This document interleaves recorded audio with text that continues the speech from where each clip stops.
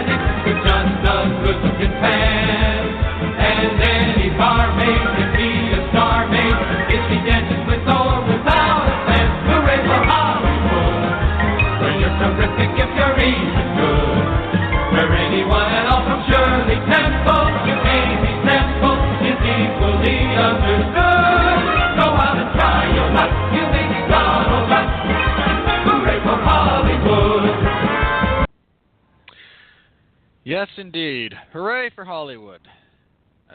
Filthy cesspool of incestuous relationships, sexual harassers, and terrible, terrible movies. I'm Robert Winfree, everyone, and this is Damn You Hollywood. Here with me... Don't forget the earthquakes. For the wildfires. Yes. Please continue. Anyway, back with me for the first time in a while is Mark Radulich. Hi, Mark. Hello there, sir. It's good to be back here on Damn You Hollywood for the first of many reviews as we say goodbye to 2017. The first of many wonderful movies we'll be seeing, like Geostorm and Thor and Justice League and Star Wars and Jumanji. I hate my life.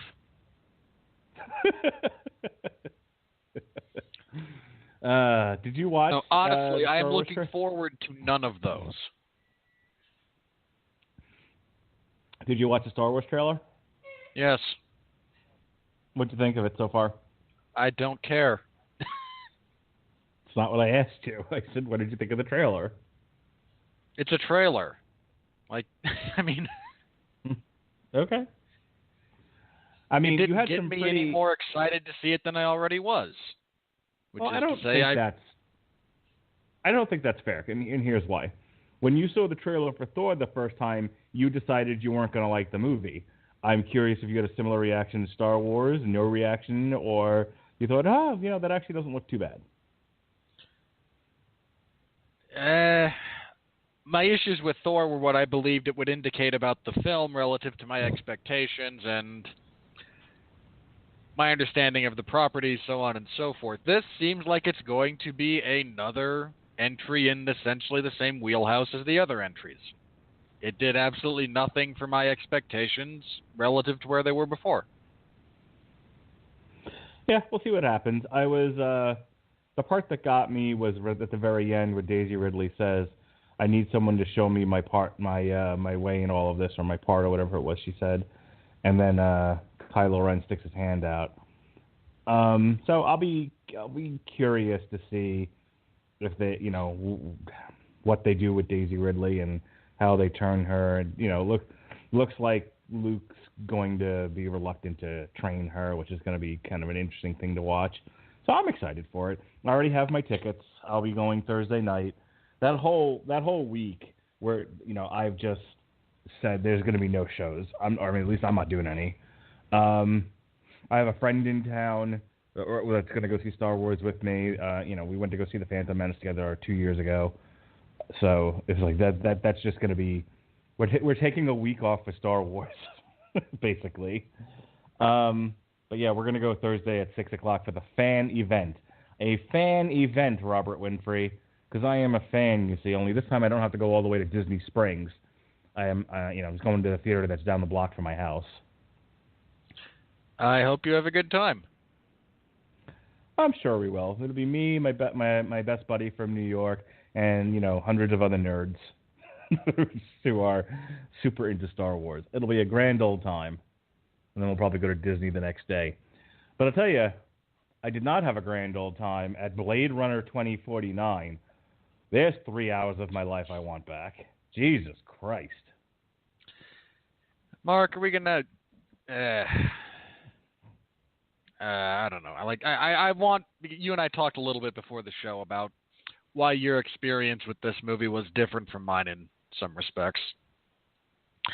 Anyway, for those of you who weren't necessarily aware, tonight we are reviewing Blade Runner 2049, the long-awaited sequel to the Ridley Scott cult classic Blade Runner. Really? Was anyone really waiting for this movie? I mean, were people demanding the further adventures of Deckard? Did they not say all that needed to be said in the first movie? All 97 different versions of it? There's like 5 major different versions, and even then, like 3 of them are just like the differences between a few of those are not terribly noticeable. The primary difference in the original Blade Runner is like the theatrical cut, which kind of sucks, and the director's cut, which lets you know what it really is. And then I actually tend to prefer I believe it's called the final cut myself, is the one that I've always. That's the one I own, and that's the one I believe I've always kind of considered the best version of that movie. Because the theatrical cut is like a completely different movie from what Ridley Scott was trying to make.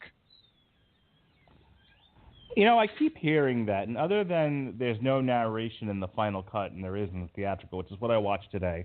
I rented the theatrical cut from iTunes, and I had a very similar experience to that I did with Blade Runner, where I was bored out of my fucking mind and kept dozing off. But that being said, if you can narrow it down to 50 words or less, what are the major differences, minus the narration, between the final cut and the theatrical cut? There's a few scenes that are rather important to planting the... There's a real interesting... because Blade Runner is essentially a meditation on the nature of self, the nature of life, individuality, trying desperately to hold on to it, so on and so forth. And one of the things that gets completely omitted in the theatrical cut is the subtle implications that Deckard is actually a replicant. I watched the Red Letter Media guys talk about the theatrical cut, and they spent, in a 30-minute review of the entire movie, they spent, I feel like, half of it discussing the is he or isn't he a replicant.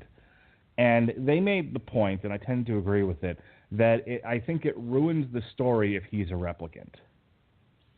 That is the opinion that Harrison Ford holds. That is not the opinion that Ridley Scott holds. Well, fuck Ridley Scott. No, that was like the big source of conflict between the two of them on set, was Ridley believed Deckard was a replicant, Harrison Ford didn't, and they just never really got over the artistic clash there. Well, what does the book say? Oh, no, oh, God, I can't even begin to express the differences.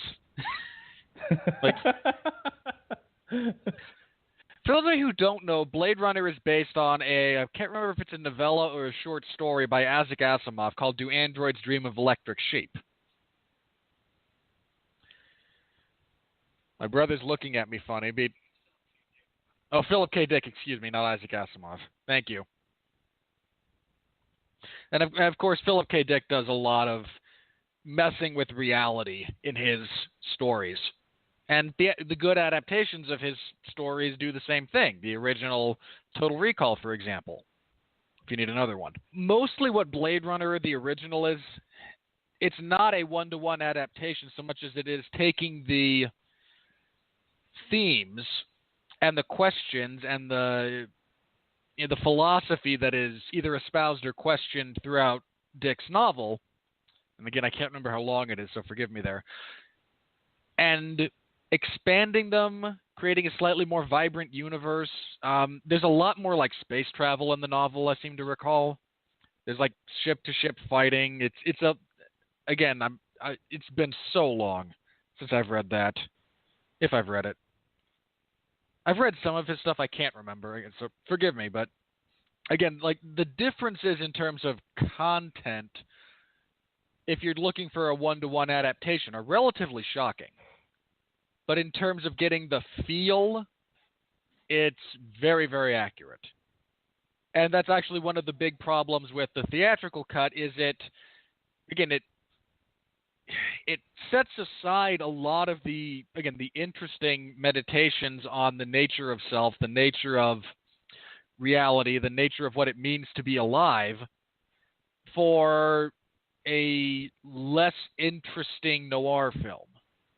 Right down to the hard-boiled cop giving voiceover narration. It's less about the narration, which is generally serviceable. It's more about what it represents in terms of what the film is trying to say. That so diminishes and distinguishes that from what the movie could and should be when you see some of the other versions.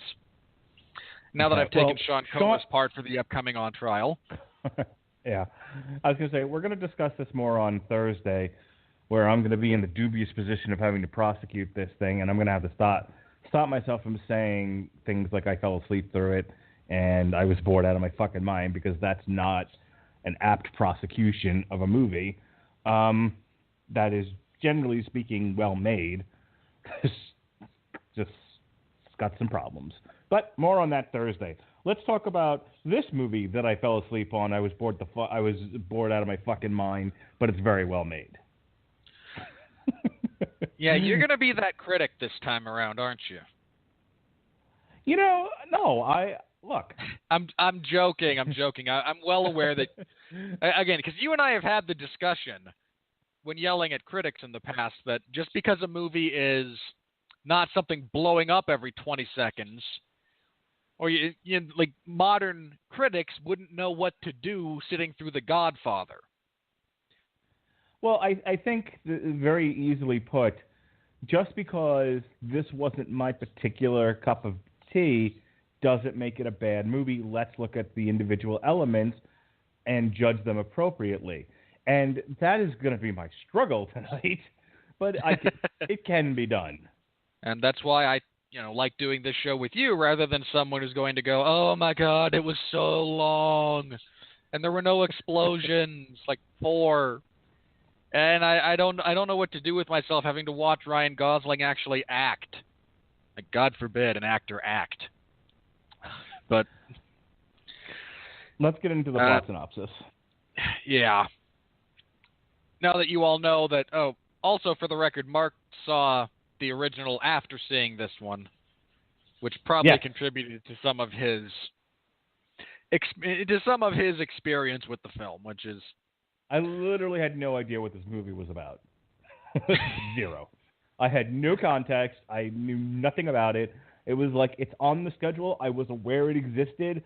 I know that nerds for 2 decades now, 3 decades, have loved this movie, and it was an inspiration for movies like The Matrix and such. So, like, I was aware of Blade Runner's original existence. So when I saw there was a sequel to it, I was like, well, it's got to go on the list of movies we're going to review, but I know nothing about this. And I had hoped that my sitting through this and the original Blade Runner was going to be a positive experience. Because, again, it's not like anyone told me, on the sci-fi barometer between Star Trek and Dune, where this would land. You really should have asked. You really should have asked. With both of these movies, I think your expectation is a significant part of your experience with it. Yeah. Yeah, I definitely expected this to be more of an action movie. But that was me guessing. I had assumed that's what it was, that it was going to be a sci-fi action movie, and not that I got something and that was different from that, and that's why I didn't enjoy it. It could have defied my expectations, and I still would have enjoyed it. I didn't enjoy what I saw, for the most part. Which is completely fair, and you'll get into what you liked and didn't like about it. All right. As for our plot synopsis, this is set some 30 years after the original Blade Runner. The major world events that play into the plot. Excuse me 1 second. Cherry Coke, good for what ails you. Anyway, the two major world events that transpired relative to the first movie were a temporary ban on replicants because they kept rebelling and wanting to live longer. Who'd have thought, right? That's just one of those deeply short-sighted things I want to shake characters and people in this world who do kind of the same thing. Do you not see what this will do 3 or 4 steps down the line? Stop editorializing. Anyway, with the plot synopsis. They banned replicants because they kept rebelling violently, trying to live longer, much like Rutger Hauer's character from the first. There was a ecological collapse, various parts of trees and forests stopped working. There was your singular billionaire, who in this case is very much styling himself after Jesus, with the hair and the beard, who was able to figure out how to synthetically farm various plant protein sources to save humanity, the planet Earth, from collapse. He then purchased the remnants of the corporation that made replicants. He perfected elements of how they are designed so that they don't try to kill people, to make them live longer than their 6-month lifespan. And he's now your, evil billionaire tycoon. And much like in the original, there's still the position of people called Blade Runners, whose job it is to hunt down and retire, murder, replicants who are, out of date for their... there's a few points about this I wish had been made clearer, because in the original it's just replicants that are not behaving properly. In this it's more, your whole series was supposed to have been retired, but you get the memo, you weren't part of the factory recall, and now you get a bullet to the head. And our our protagonist, goes by K. He has a serial number, and most of the time he's just known as K. Played by Ryan Gosling, is a Blade Runner. He finds and kills Dave Bautista, who speaks cryptically about miracles and wanting to continue living. They discover the body of a deceased replicant, Rachel from the original, who they find out through forensic analysis had given birth, which was thought impossible for replicants because we don't need them reproducing. And upsetting the status quo, you see. Kay's immediate boss decides this is one of those things that really shouldn't become public knowledge, orders him to destroy the evidence, then find said child and destroy it, because we can't, again, we don't want to upset the established order. Our evil billionaire genius is trying to make replicants reproduce because the rate at which he can manufacture them is inherently limited, and he wants more so that he can fulfill quasi-vague global world universal domination ambitions. I don't know. Again, there's a few things about his motivation I would have liked fleshed out as well. Kay tries to find said child. Throughout the course of the film, he comes to believe it's actually him, as various memories that he has, which are ostensibly implanted into replicants to give them greater context for their existence and a slightly more emotionally balanced psyche, turn out to have actually occurred. He tracks down Harrison Ford's character of Deckard from the first one because he wants answers and to meet his potential father. They are ambushed at a couple of different points by what the heck was his name? I know Jared Leto. That's the actor. Jared Leto's character and his troops who want, again, the power of replicant reproduction. Ryan Gosling is saved from death by the replicant uprising because he then finds out, no, it wasn't you. There was actually a daughter. It's a character he met on a bit earlier who, we can get into later if we want, but not him. He decides he has to rescue Deckard so that he can meet his daughter. There's a final clash between him and the chief thug. He rescues Deckard, is fatally wounded in the process, takes Harrison Ford to meet his daughter, and dies outside while they potentially reconnect. And believe me, there's a lot here going on that I do want to talk about that I am not going to be able to do justice to in a plot synopsis. I mean, there's a whole I hate to call it a subplot because I don't think it's very plot related, but there's a whole bit going on where he has a artificial intelligence type of thing, which that is, lives in his apartment that he's kind of fallen in love with despite it not having physical manifestation. There's a lot going on here about the nature of your reality, the nature of what it is to be human, to be you, how easily that can be monkeyed with, which are all things that appeal to me personally. There's a lot about this that I did enjoy, but that's not to say it's without flaw. So, Mark, by your own, in your own words, you were bored and kept falling asleep. So, what would you like to start with? Let me ask you this instead of just kind of throwing you out there to flail about. What are your positive takeaways from this movie? I mean, again, aside from the boredom and the narcolepsy, what did you enjoy about it? What did you think was good? It looks great. It's a beautifully done visual movie. The art direction is phenomenal. Even though the color palette was something less to be desired, when he goes to Vegas, I mean, it just looks great. Everything about it looks great, even though it's all yellow.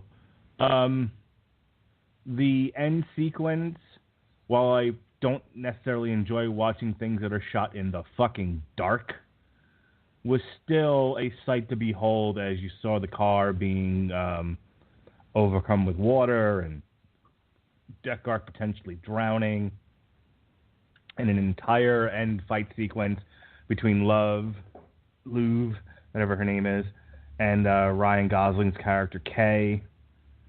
So visually, it's all very stunning. So that's a plus. Everyone acting in it is fine. There's no bad performances that I could see. My problems with it are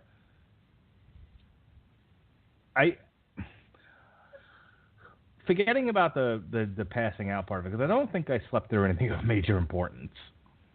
But I'll give you an example of an issue I had with it. Overall, I didn't feel like, at least for me, I had to read the plot synopsis after seeing the movie, the next day, to figure out any. I literally left that movie. I had no idea what it was I just watched. Part of that is I hadn't seen the first one, so I didn't know about the significance of the Rachel character or anything like that. But I didn't realize what a replicant was. And to this day, I still don't necessarily get the replicants. I'm guessing. Explain that for you. No, I realize they're artificial humans, but I guess I was under the impression they were more like cyborgs, like they were more android than human. But it seems like they're just enhanced humans. They're enhanced artificial humans who die after, or at least in the case of Blade Runner, die after 4 years. But again, not having seen the first movie, I was at a disadvantage. So some of what happens in the movie, they don't really re-explain anything, and they just plow forward.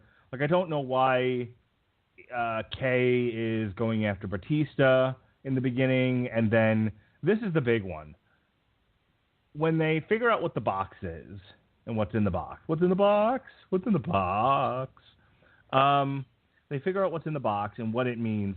You have the Robin Wright character who's flipping out and be like, "This is the wall. This is the wall, and we have to keep it up, or or humanity will, and just goes on and on about this." And I'm like, "But why?" And I feel like that's a flaw of the movie, is that you can't assume your audience saw the first one, and it was also 30 years ago. So the other problem with that is, even if you did see it, you may not remember all of the details. So there's some explaining that I feel like some plot exposition that needed to happen that just isn't in this movie. It makes a lot of assumptions, and for somebody who went into it cold, was like, okay, I don't know why any of this is happening, or what it means, or what the significance is. Maybe I'm dumb.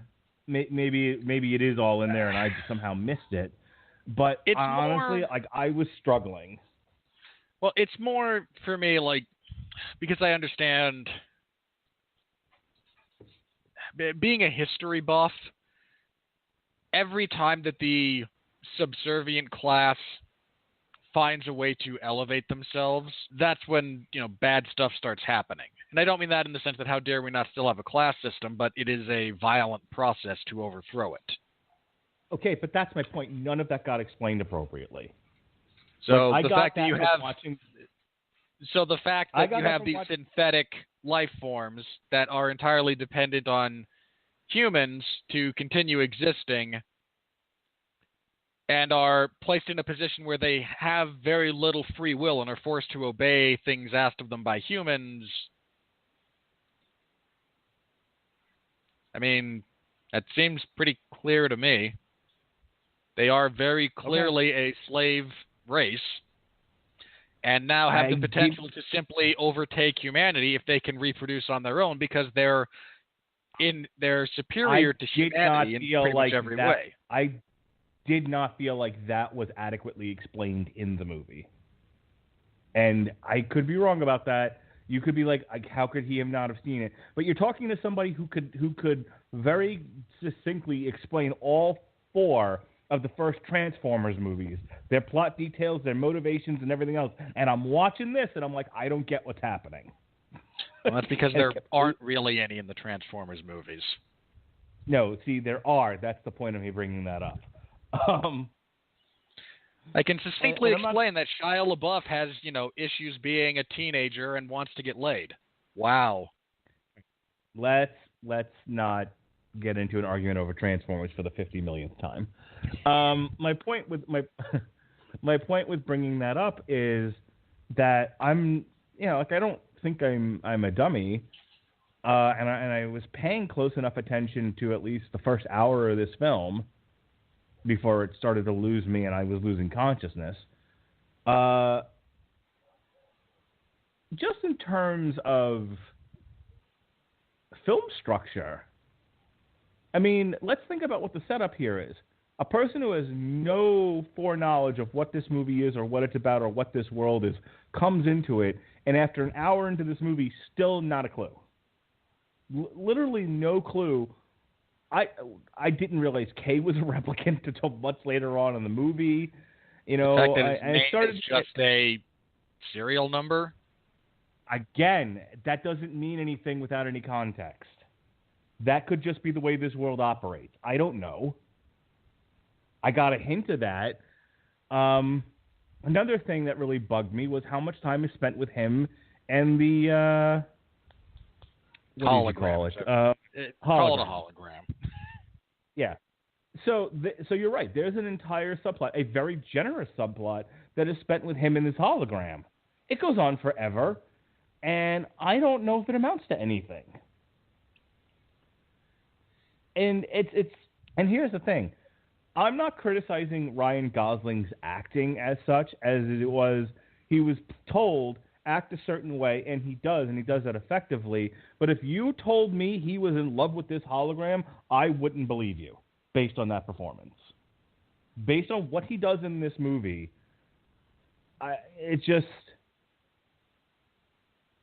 my impression of what the hologram was and how he was interacting with it was almost like a nagging wife. It's just weird. I didn't get the sense that he was, really overly attached to it. You must have nodded off through a couple of scenes that. That's one of the things that I had a very different experience. I mean, this is a character in K whose sole purpose is to find and kill things, and because he's a replicant, society essentially rejects him because he's arguably not real. And again, parts of this movie are meant to be meditations on what is the nature of self and individual and life, unlife, so on and so forth. And the closest thing he can actually get to a meaningful relationship with anything at all is this, hologram. Right, but in that first scene when they're together, it felt like he was giving her the cold shoulder and wasn't really trying to interact with her, and it almost came across as, the wife that's waiting all day, at home for the husband, and the husband's like, just leave me alone. I want to sit quietly and drink a beer. And I'm like, and so later on in the film, when they kill her, and that's supposed to evoke an emotional response, I'm like, okay.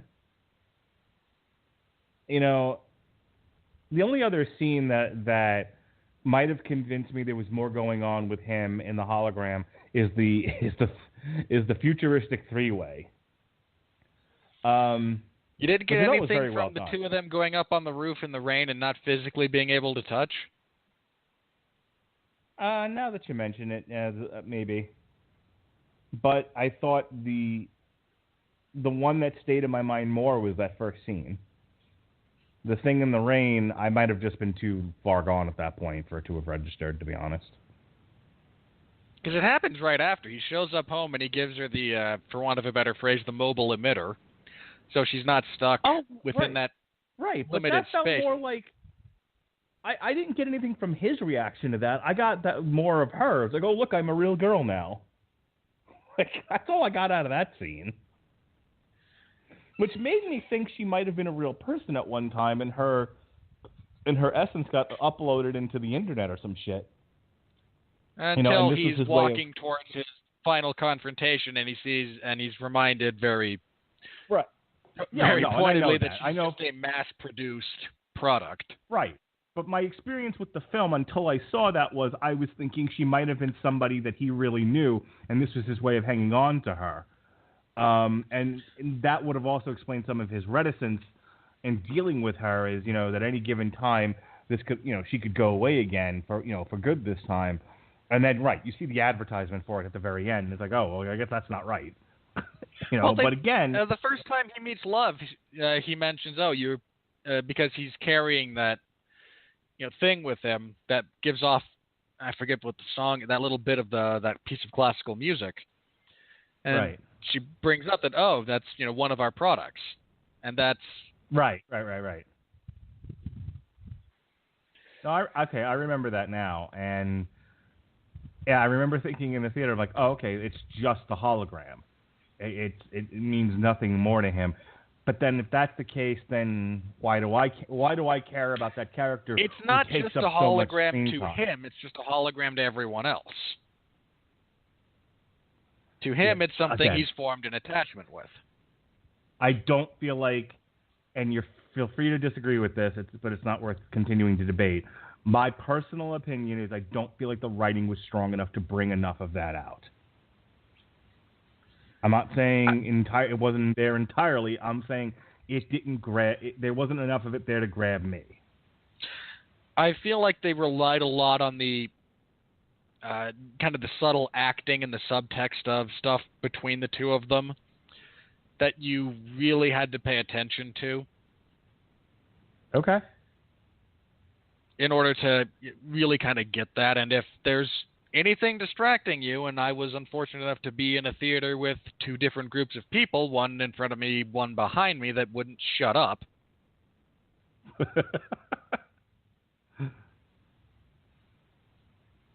No, it's one of those things that I feel like you really have to pay attention to.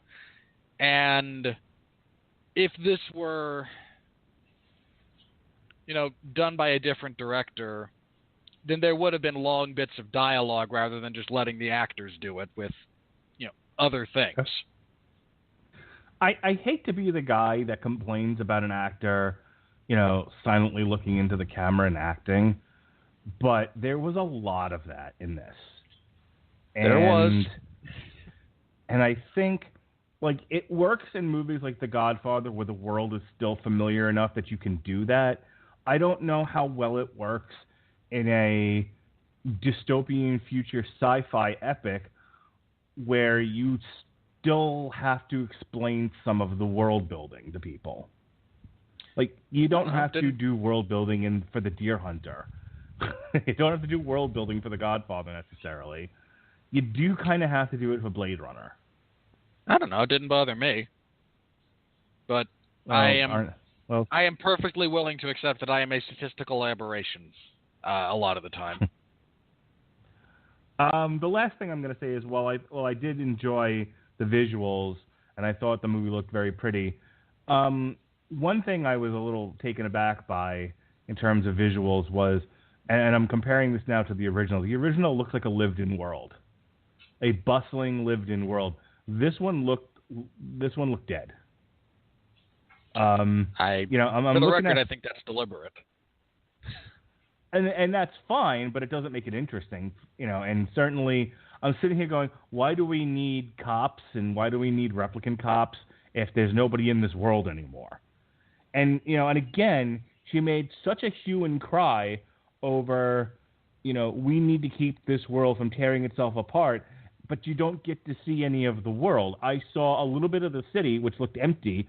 Then we're in Vegas. And then the car, and then, where I don't know where they are at the end, but they were in a place where there's water, and and the car and Harrison. They were along one of those giant walls that separate the sea from Los Angeles. They showed those in a couple of the panoramic shots. And that okay, but my point is, there's those words that Robin Wright delivers to me are empty if you don't actually show me a world that might actually fall into chaos. She's like, we have to save this world. And I'm like, what world is she talking about?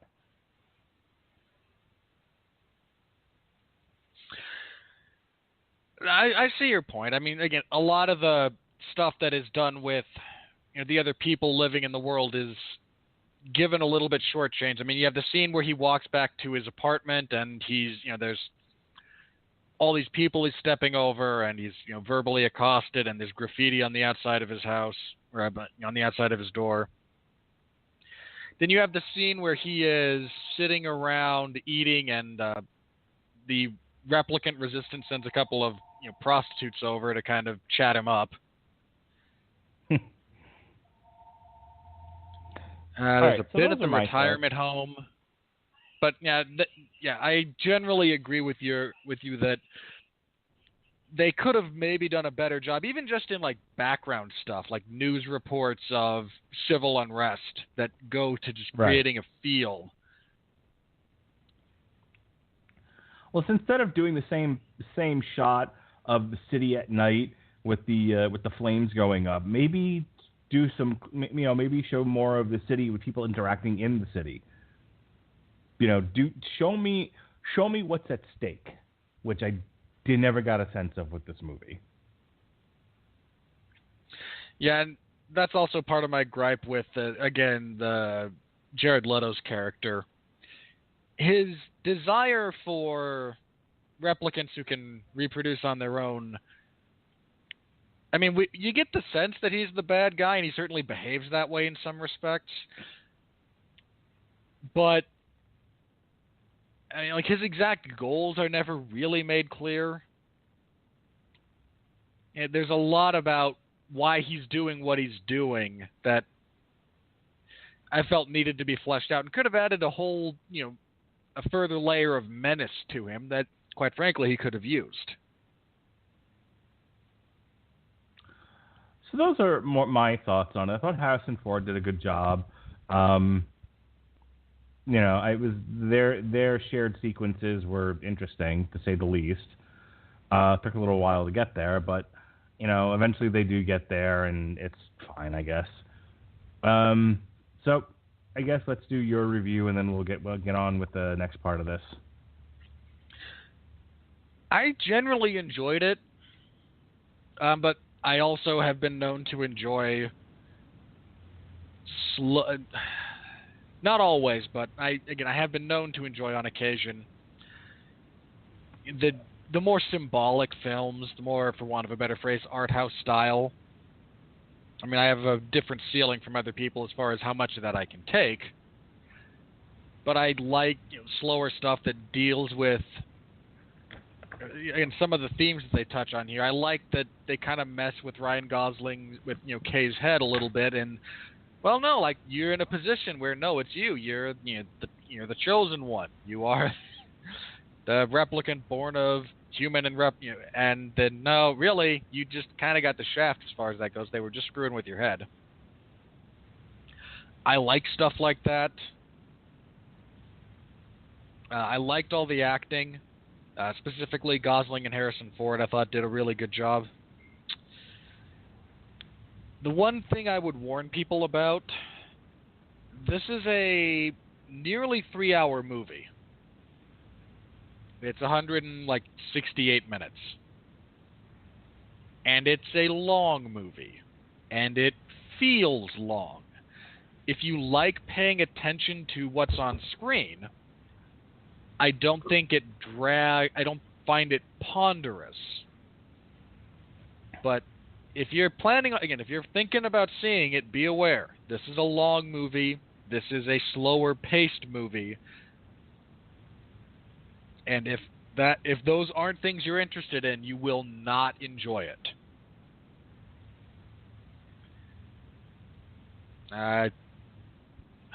But again, on whole, yeah, I found it enjoyable. I don't think there's anything that's really going to stick with me going forward.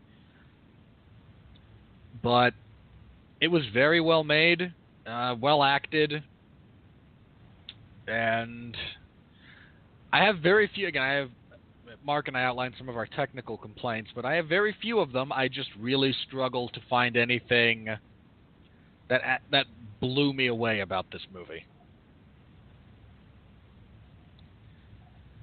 So on that note, I believe, Mark, we get to talk about your favorite thing in the world. Kiddoke. I didn't think you would. Normally, you go on for a while, so I wasn't prepared with the theme here. Hang on. All right, we'll fix it. We'll fix it in post. No, we won't. That's the joke. All right, here we go. Here comes the money. Here we go. Money talk. Here comes the money. Money, money, money. Dollar. All right, on a budget of $150 million, this thing so far has made $86 million. It did not. They had to lower their projections for the weekend. It did not do as well as the producers were hoping. Blade Runner 2049 struggles to $31.5 million opening weekend. Not great, and it does bring up the topic of why Hollywood feels the need to continue making sequels for decades-old movies. Because they're creatively bankrupt. Without knowing for sure if there's even going to be a audience for it. Who the fuck was clamoring for a second Blade Runner? For a guy who spends as much time on the internet as you do, and as much of a nerd as you are in certain circles, there's whole segments of nerddom that you just seem oblivious to. Right, but they're not gonna bring this thing to a $300 million take, or for a $500 million take. I don't see this. I'm not disagreeing with you. I think there's a massive disconnect because as Blade Runner is talked about a lot, especially, again, amongst the more sci-fi crowd, the various different versions of it, again, particularly the director's cut or the final cut, are revered in a lot of respects, and rightfully so. But for some reason, all of that seemed to has led people to the severe misconception that Blade Runner was a hit. Blade Runner as a theatrical release, the original, was a massive flop. A massive flop. And part of that is because the theatrical version is, well, just less good. But apart from that... And the type of people that were drawn to it are those who love stuff like, and I'm going to generalize here, so please don't yell at me, because most of this stuff I don't care for. But it's the same type of people who like, Doctor Who, for example.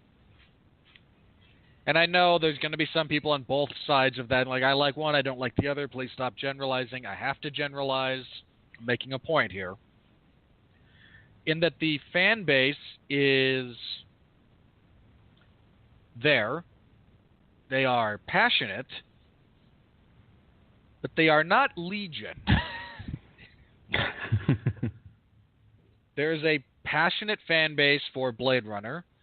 I imagine there's a lot of them, of the people who saw this movie. If you liked the first one, you probably really enjoyed this. If this is your kind of a movie, there's a lot to enjoy. But this was a miss in terms of people managing expectations on the studio end, because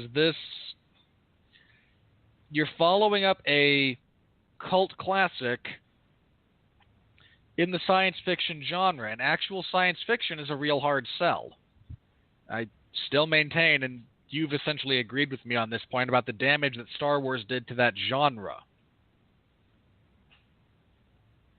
And it's pure science fiction doesn't bring in huge numbers of people. Yeah, the closest thing you have to a legitimate blockbuster science fiction work over the last few years was... I mean, you could argue a couple of the Planet of the Apes movies, I suppose. But Interstellar was probably the last one that, like, genuine science fiction that did a significant box office take. I think science fiction does well on television.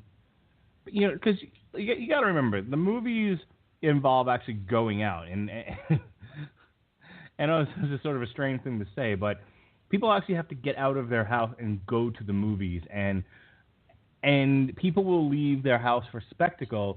They'll leave for the Marvel movies, obviously. They like watching the comic book movies on the big screen. But in terms of pure science fiction, a lot of people, they're not leaving the house for that.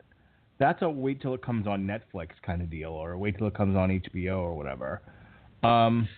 Which is why I go back to, why would you greenlight Blade Runner 2049 for the big screen? What audience did you think was coming out for this? I think there's enough of an audience. I think the problem is the budget, because that's the real monstrosity here. Yeah. As in terms of, it was the number one movie of the weekend. Not that it had a whole lot of competition. The Mountain Between Us, which you couldn't pay me to go see that, came in at number 2 in its debut. 5 weeks out so far. It went from number 2 to number 3. Yeah, it's raking in the... See, though, people come out for horror movies. It's fucking raking in the dough. If they're good, they will. My Little Pony debuted at number 4, which I took my kids to go see. They had a good time with that. It was actually a lot. It was fun for what it was. The Kingsman went from number 1 to number 5. It dropped pretty far in its the third week, it looks like. American Made went from 3 to 6. The Lego Ninjago movie, which was also fun. My son had a good time at that. Went from 4 to 7. Victorian Abdul went up. Went from 11 to 8. Flatliners, again, who the fuck agreed to greenlight a reboot of Flatliners? Went from 5 to 9. And rounding out the top 10, The Battle of the Sexes dropped from 6 to 10. The Stray, which also opened this weekend, opened at number 13. Titsy. So we haven't done this in a while, where we stand worldwide. We've got nothing has changed in the top 3. It's still our $3 billion babies, Beauty and the Beast, Fate of the Furious, and Despicable Me. Spider-Man has climbed up the ranks worldwide for an $879 million gate. You know, that was a little surprising. There's a foreign movie called Wolf Warrior, which has taken the number 5 spot, dropping Guardians in the Galaxy and Wonder Woman to 6 and 7, respectively. Pirates of the Caribbean, almost $800 million, is ranks in at number 8. Logan, still in the top 10 at number 9, and It has barely knocked Transformers out of the top 10. Paramount... Because Transformers sucked, and it was good. The people at Paramount are probably on suicide watch at this point. Transformers has dropped out of the top 10 worldwide to number 11, just ahead of Kong Skull Island.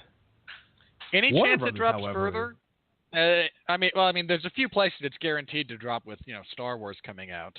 But do you think it falls out of the top 15?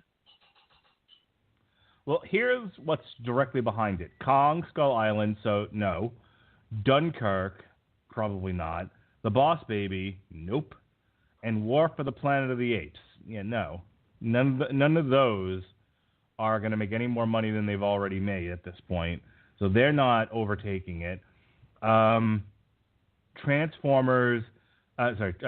Wars makes $1 billion and is somewhere in the top 3. So just by its entrance into the top 10, it pushes it down. Thor probably somewhere between 6 and 10, so it pushes it down even further. Justice League, probably somewhere between 3 and 7, pushes it down even further, and that's that. So between, Coco may or may not do great numbers. It's a story that focuses on the Mexican heritage, the Day of the Dead and all of that. Pixar brings in the audience, but does it do better than Cars 3 at $374 million worldwide? Maybe it does, maybe it doesn't. Does it make the top 10? I don't think so. I don't think Coco does. And I think that's it for, let me look and see what else we're doing here. Thor and Justice League are the big November releases that make the top 10. Star Wars does, and that's it. So I wonder which of those two flops. At least, so three movies at the very least make the top 10. So you figure Transformers probably finishes the year at 14 or 15. Okay. From where it is now. It's my prediction, at least. I find that hilarious and overdue.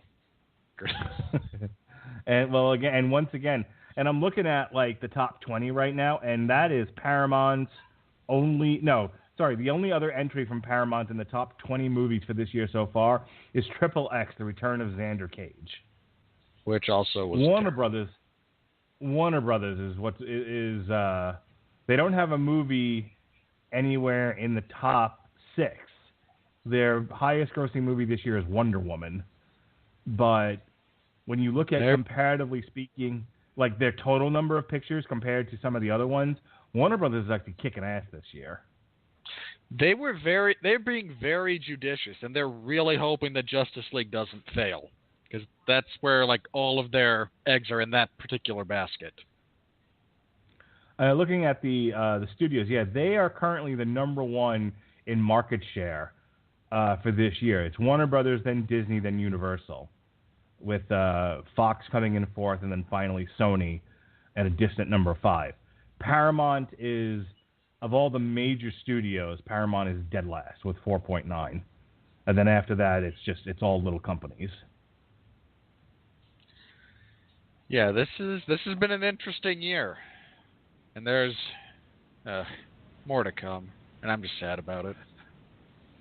You know, it's funny. The strength of Disney and the Marvel brand and the Star Wars. Well, Star Wars doesn't count just yet, but they're at 16.8 in the number 2 spot with only 5 movies compared to Warner Brothers 15. And then Universal had 10 movies in 2017. So it's like, it's an interesting little chart here in the studio market share. All right, let's go ahead. Are you ready to finish this out? No, God! No, God, please, no! No! No! No! All right, we're going to start this one with the one criticism that's probably going to cause you to have a stroke. This is the Get 'em Winfree review of the night. You ready? Yeah, I'm chomping at the bit. Abby Elcease from Sojourners.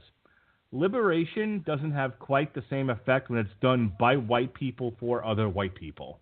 Oh, for the love of... I just... Really? That's where we've landed here? I can't come up with a legitimate criticism of this movie, so talking about, how you just gave me a mild stroke. Like that doesn't even begin to make sense as a film criticism and B as a worldview. Like, that particular perspective is not replicable at scale. You're... How desperate were you to shoehorn that particular argument into something you were writing? Do you feel better about yourself now? Boy, I brought up racial diversity and how white people are bad when reviewing a movie. I can check that off the old bucket list and make all my other fellow liberal arts dropouts on the internet feel good about themselves. What are you doing reviewing movies? Woo, you almost cursed. You're were mad. Qualified enough to speak about anything. I know you have people in the house that are within earshot of you. Do they look at you during this part of the show and ask, what in the hell is he telling you or reading to you that makes you react this way? On occasion, yes. Every now and then I get a look when you find something that particularly sets me off. People around me kind of look and raise an eyebrow like, again, it's like hearing the punchline without hearing the setup. Like what precipitated this? I got to imagine that occasionally you get asked, why do you do this podcast with him? He sounds like he just makes you mad. No. For some reason, like, I don't get a lot of comments. I don't get a lot of criticism or feedback or critiques. That's all, like, I know you've talked about some of the stuff you receive in the past as far as that goes. Sean has people who, give him feedback. For some reason, I don't know why. Like, I get none of that, positive or negative. I am out here on the proverbial island. Well, I was going to say, no, I'm just talking about the people in your house, like your brother or whoever else it is you live with, just kind of walking by and seeing you foaming at the mouth and asking you, but why, Robert? Why do you even do this to yourself? What is going on? All right. No, they know. With more, they all get the gimmick. This is actually like really good for my emotional health to explode every now and then under a safe set of circumstances. I'm glad it could help you. David Mad Dog Bradley of Adelaide Review. With more violence than the first film and a stronger emphasis on sex, this also lacks the underlying philosophical conundrums that made Blade Runner so lastingly powerful. I mean, again, were you just not paying attention? It's subtlety, Mark. Subtlety is lost on people, it seems. There's no dialogue explaining it, so therefore it must not be there. I mean, is there more violence? Yeah, there's more violence than in the originals, sure. But I wouldn't even categorize this as an overly violent movie. I mean, we've reviewed stuff this year that's more violent. We've reviewed major releases from major studios that were more violent. I don't feel that's the most valid of criticisms. And, the underlying, the philosophical issues are still there. You just have to actually pay attention to see them. And you need the...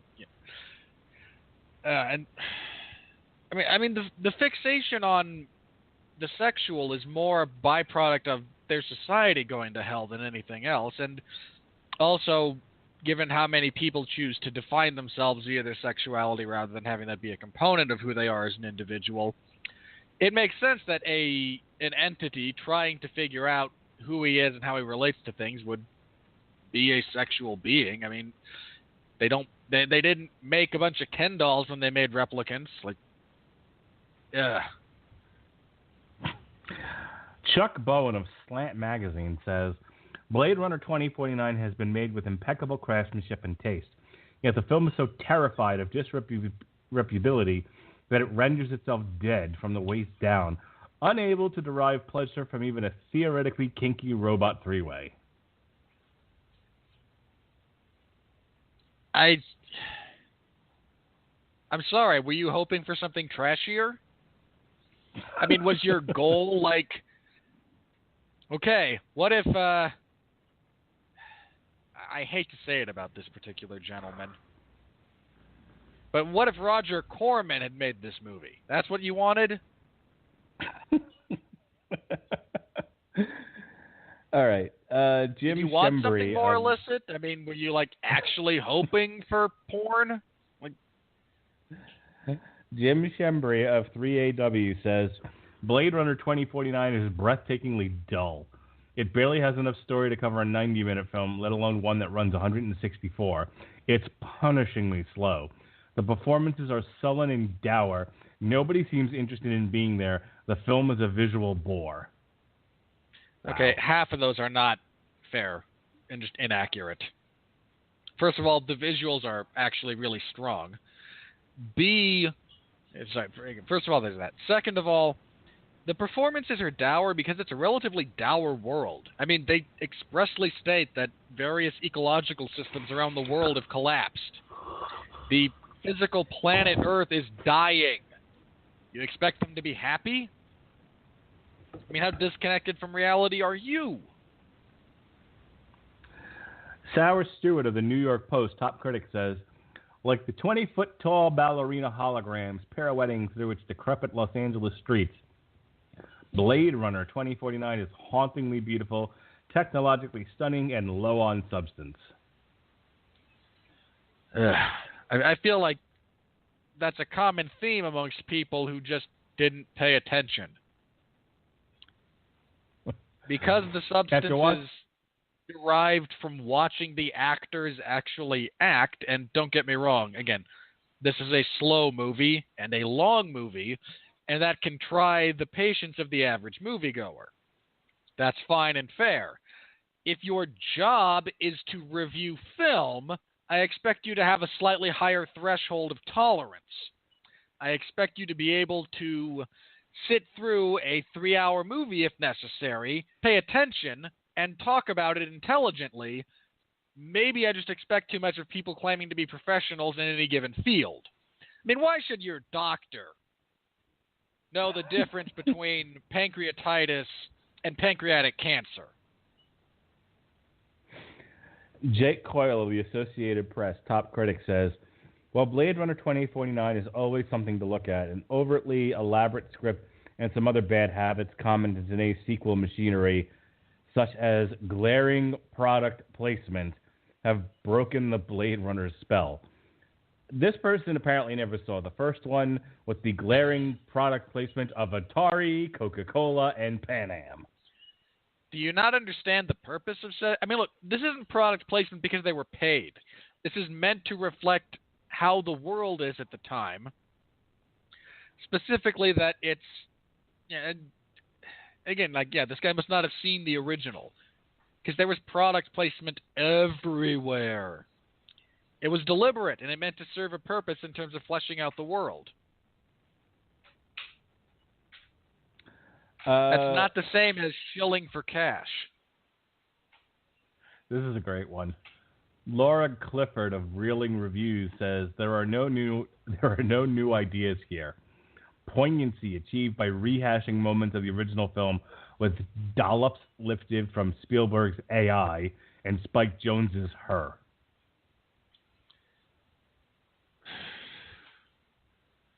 I don't know. I don't know what to say. Like, seriously, is your perspective on this that skewed? Like, oh, they're trying to be sentimental when dealing with the nature of life and artificial intelligence, and because I didn't like it, well, rather than cite a good movie, let's cite AI. And Her was also, like, much, much dumber. Like, and I have one of these gripes about the hologram character in this one, like, expressing emotion because you can't. Like, you don't have it. There is a physiological component to emotion. There's a reason people with brain damage suffer from emotional disorders. Heck, just screwing with your vagus nerve. That's VAGA. I got two more Can have here, serious and then, emotional consequences. There's the physiological component to it. An AI that exists purely in cyberspace does not have emotions. It has rough facsimiles thereof. And there's your there's your bit of science that nobody asked for. Because I haven't done one of those in a while. Thank you, Mr. Wizard. Two more, and then I'm done for the night. All Michelle Alexandria of Eclipse Magazine says, everything wrong with sequels. I don't understand that criticism. There is not one original This is the movie? Hold on. This is the movie you're going to say is everything wrong with sequels? There was a Transformers movie a few months ago. There's not one original awe-inspiring moment in this film. It's cold, emotionally inert, uninspired, and ultimately an empty experience. I just don't understand how you could watch this movie and not get some of the journey of Ryan Gosling's character. Setting aside Harrison Ford's, who is a different story, but how can you just be so blind to what Kay goes through? I don't understand. Like, I physically and intellectually do not understand how you could sit there, watch this movie, and not understand the journey of that character. Now, maybe, which is not to say it's flawless. Right? There are things about it you could critique. But to pretend that he doesn't have one, or that there's no emotionality to it, is just asinine. You're just trying to find reason to express your jaundiced viewpoint. All right. Last one, and we're going to throw it to our good friend Leonard Maltin of LeonardMaltin.com. I admire the hard work that went into this film by a team of people who were devotees of the original and strove to do it justice. Fans and admirers will weigh in mass, I'm sure, but I found Blade Runner 2049 long and boring. Mark, are you really Leonard Maltin? You can tell me. No, I don't make Leonard Maltin money. Sorry. Look, I will say this as far as that goes. I appreciate that he actually couched his argument as an I found. Because that's fair. He found this long and boring. It is certainly long. There's empirical data. If he found it boring, that's fine. At least he didn't say... Again, at least he didn't state that as empirical fact, as though there is nothing of value and nothing interesting that takes place in the movie. He found it boring. That's fair. I accept that. Congratulations, sir. Maybe he heard us. I don't know. Like, that seems like the type of sentence that he would have used it's long and boring and left it at that, rather than appropriately couching this as his opinion relative to the actual facts of what happened within the film. So thank you for taking one step towards actual credibility within your writing, sir. I'm not going to hold my breath for the next one. All right, so in the next 3 weeks, this is what we got going on. Robert will be.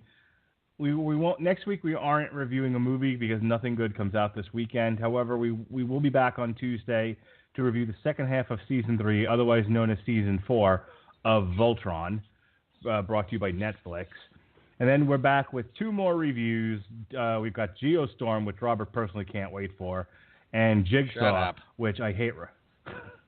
And Jigsaw, which I hate Robert for. I don't want to go see this movie. Tell you what, you let me out of Geostorm, I'll let you out of Jigsaw. We can take the rest of the month off. Not happening, sir. No, but I will sit there. Here's what I don't think is fair about this. I'm going to get stuck watching Geostorm, and then in the week between the two, you're going to find some way to weasel out of seeing Jigsaw. No, I will do what I'm supposed to do and go see Jigsaw. How about instead of that we review the Disney Halloween movie?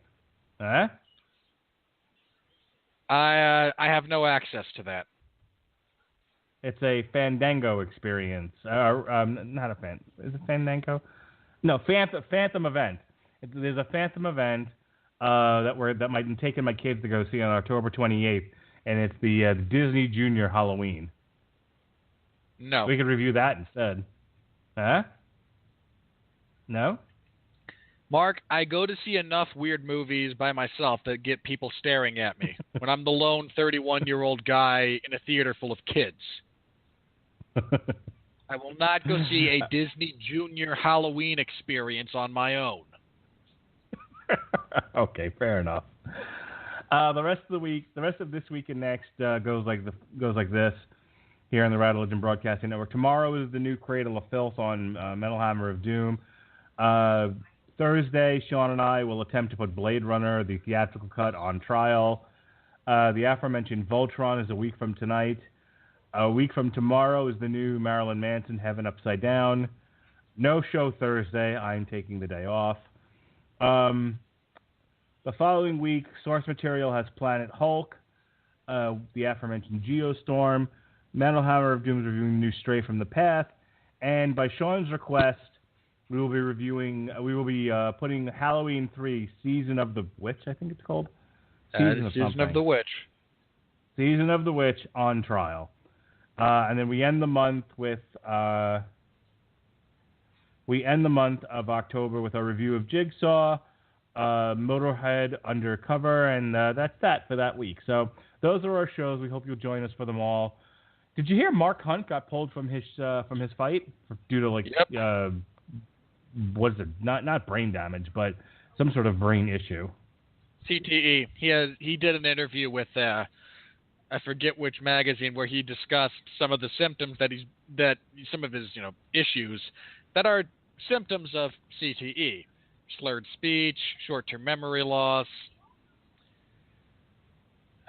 things of that nature. And yeah, the UFC pulled him, and he got pissed and went on a profanity-laden rant aimed at Dana White. Seems a little silly since they're trying to look out for his best interest, and he's only been fighting for 100 years. Maybe he needs to retire. He was also informed about being removed from said card, not via a UFC official, and over Twitter. Well, I can see where he would be irritated by that, but. Mark Hunt, if you're listening... And this is the card in Sydney, which I know he was looking forward to main eventing. Which I get, but again, brain damage is brain damage. And as much it would have been maybe fun to see him go out in Sydney, say, hey, this is my last one, I don't want him to end up like Muhammad Ali. Or dead. I'm pretty sure he's going to wind up like that. I mean, we all will. All right. So speaking of which, what else you got going on in the world? Not much. I covered UFC 216 last Saturday, which featured like the most spectacular submission finish in all of MMA history. Thanks, Demetrius. It was awesome. We reviewed said event on the 411 Ground and Pound radio show. This coming Sunday at 8 p.m. on the 411 Ground and Pound radio show, we will preview Fight Night 118. It's a Fight Pass exclusive card. Yeah. I mean, Donald Cerrone and Darren Till should be fun, but I got nothing for the rest of it. I just got nothing. Okay. All right, folks. What an exciting ending to this podcast. Thank you for joining us. I guess you should do the outro, shouldn't you, since you're technically the host? I don't care if you like doing it. Yeah, right, thanks for folks. listening, guys. Always appreciated. Feel free to send All right. comments and criticisms to Mark. You can find him at Mark Radulich. You can leave those comments as well on the Radulich and Broadcasting Network Facebook page. Continue to give him grief over not being able to review a top 10 movie of the year with me, because that amuses me. It was me. a fucking hurricane and we didn't have electric. What did you want me to do? I'm just saying. I hope people give you grief over it because it amuses me. That's all I'm saying. Nobody has. Literally, you're the only one. Congratulations. Wow. Yeah. Someone else do it so I don't feel so alone and sad. I mean, I still will, but the effort would matter. All right.